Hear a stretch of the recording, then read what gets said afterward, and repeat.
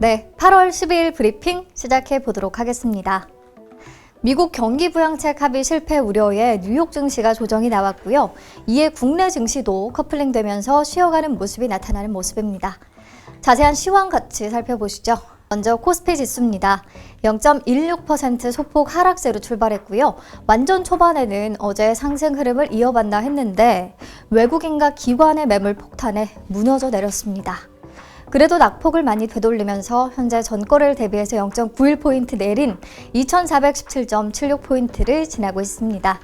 네, 다음은 코스닥 지수입니다. 코스닥 지수도 소폭 내림세로 출발한 뒤에 완전 쭉 미끄러졌고요. 10시에 최저점을 찍은 뒤에 낙폭을 조금 만회하기는 했지만 코스피 대비해서는 하락폭이 깊습니다. 1.52% 떨어진 847선 지나고 있습니다. 네, 다음으로 투자 주체별 매매 동향을 보시면요. 코스피와 코스닥 모두 개인만 사들입니다. 외국인과 기관의 폭탄 매물이 이 시장이 더 떨어질 수도 있을 것 같은데 그나마 개인의 매수세가 받쳐주는 모습이네요. 네, 간단히 시황 살펴봤고요. 이제 오늘의 특징주 만나보겠습니다. 첫 번째 종목은 오늘도 역시 알루코입니다. 3연속 상한가를 기록하는 기염을 토해내고 있는데요. 내용은 어제 자세히 짚어드렸죠. 안 보신 분들은 어제 증시 브리핑 참고해 주시고요. 간단히만 말씀을 드리면 알루코는 LG화학과 SK이노베이션을 통해서 글로벌 자동차 업체인 폭스바겐과 다임러 그룹의 전기차 배터리 핵심 부품인 배터리 팩 하우징을 공급합니다. 네, 다음은 KPTU인데요. 마찬가지로 3거래일 연속 상한가 말아 올렸거든요. 알루코와 연관이 있습니다. KPTU가 알루코의 최대 주주입니다. 네, 다음 종목은 LS입니다.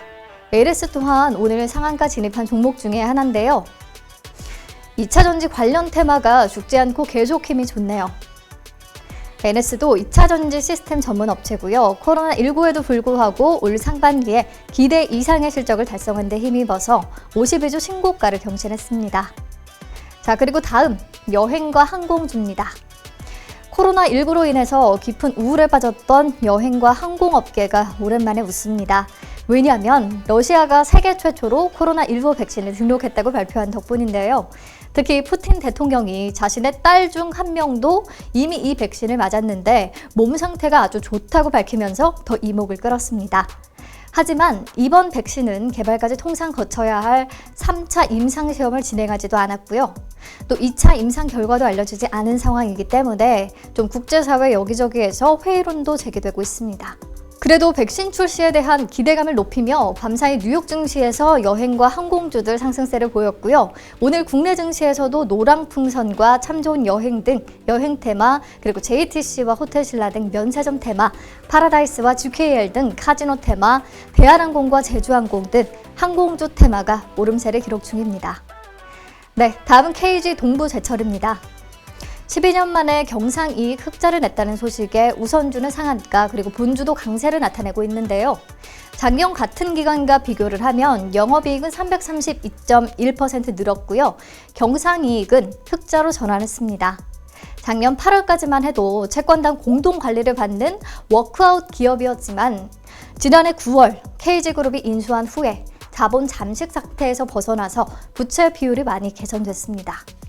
네, 다음 종목은 한온시스템이네요. 한온시스템은 자동차 부품 업체인데요. 미국 GM의 3년 연속 협력사로 선정되기도 한 기업입니다. 자, 자동차 열관리 시스템을 제조해서 친환경차 관련주로도 엮이는데요. 코로나19로 2분기 실적은 다소 부진했지만 하반기 포드그룹 출하량 회복과 또 배터리 전기차 시장 확대에 따른 매출, 영업이익 증가가 기대된다는 분석입니다. 자, KB증권이 목표 주가를 기존 12,000원에서 13,000원으로 상향했고요. 이에 매수세가 몰린 듯합니다. 네, 마지막 종목은 삼성바이오로직스입니다. 송도 4공장 건설에 대한 계획을 발표한 이후에 줄곧 강세를 보이고 있는데요. 이번 결정은 전 세계 CMO 즉 위탁 생산 규모 1위 구티기 전략으로 해석이 되고요. 이와 함께 어제 말씀드린 일신바이오도 연일 강세를 이어가는 모습입니다. 네, 여기까지 오늘의 특징주 같이 살펴봤고요. 키워드 바로 만나보도록 하겠습니다. 현대차, 전기차, 수소차 모두 활활. 네, 여러분 엊그제 좀 전기차 브랜드 론칭과 니콜라 CEO의 협업 요청에 힘입어서 17% 기록적인 강세를 보였던 현대차 기억하시죠? 대형주가 이렇게 20% 가까이 뛰는 걸 보니까 좀 낯설기도 하더라고요. 그런데 어제 또 장중에 6% 넘게 뛰면서 18만 원을 넘기도 했죠. 오늘은 잠시 쉬어가고 있는데요. 우선 전기차에 대한 기대감이 굉장히 크게 반영이 되고 있는 건데 왜냐? 정의선 부회장이 2025년까지 전기차 100만 대를 판매해서 세계 시장 점유율 10%까지 끌어올리겠다는 발언을 했었고 그 구체적인 움직임이 이렇게 아이오닉 브랜드 론칭으로 나타나고 있는 거잖아요. 1월부터 5월까지 누적 점유율 순위를 보면 현대차 3.7%로 6위, 그리고 기아차가 3.5%로 7위를 차지하고 있는데 만약 점유율 10% 목표를 달성한다면 테슬라와 어깨까지는 아니더라도 허리 정도 나란히 할 수 있게 되는 거니까 기대가 높죠. 게다가 앞으로 출시될 전기차에는 차세대 전기차 전용 플랫폼이 적용되면서 내부 공간도 극대화할 수 있고요. 주행 성능도 더 높일 수 있거든요. 한 번 충전으로 이동할 수 있는 거리나 충전 시간 면에서도 세계적으로 충분히 경쟁력을 갖췄고요. 네, 아무튼 이렇게 전기차 쪽 물론 큰 기대되고 있고요. 잘 해낼 거라는 믿음도 있는데 사실 전기차보다 먼저 능력을 인정받은 부분이 있죠. 바로 수소차.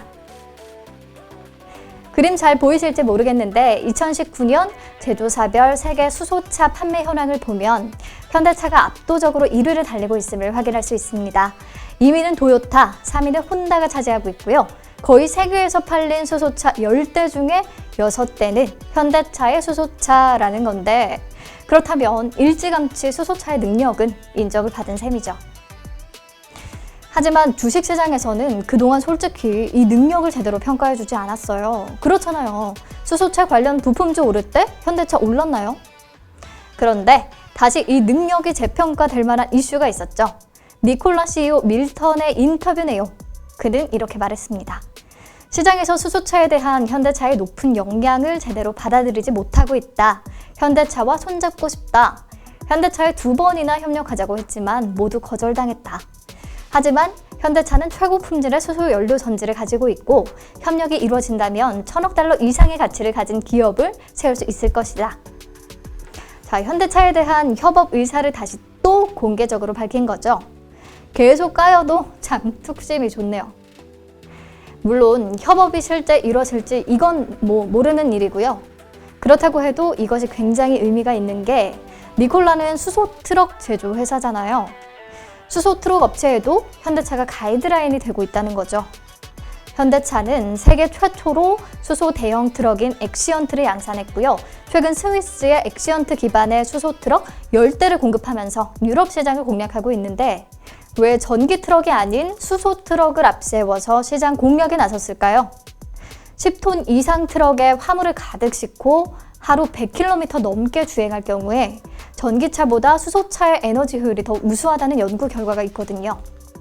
현대차가 또 수소 연료 전지 시스템 부분에서 강력한 경쟁 우위를 점하고 있기 때문에 세계 최초라는 타이틀을 따내면서 대형 수소차 트럭을 양산할 수 있었던 거죠. 게다가 현대차의 수소 연료 전지 시스템은 따로 판매가 가능하다는 점에서 새로운 수익 사업이 될 수도 있습니다. 단순히 완성차 판매를 넘어서 수소 기술을 타 산업에 전파해 시장 규모를 키울 수도 있겠죠. 수소 상용차 보급에서 관련 인프라 확대, 그 다음 연료전지 시스템 전파, 그리고 수소 부문 시장 지배력 확보로 이어지는 이 거지적인 사업 모델을 구축할 수 있을 것으로 보이고요. 이렇게 수소 생태계 부문에서 확고한 시장 지배력을 탄탄히 하고 전기차 부문에서도 시장 점유율을 높여가면서 우리나라의 대표 자동차 브랜드의 세계적 위상이 더 높아졌으면 좋겠습니다.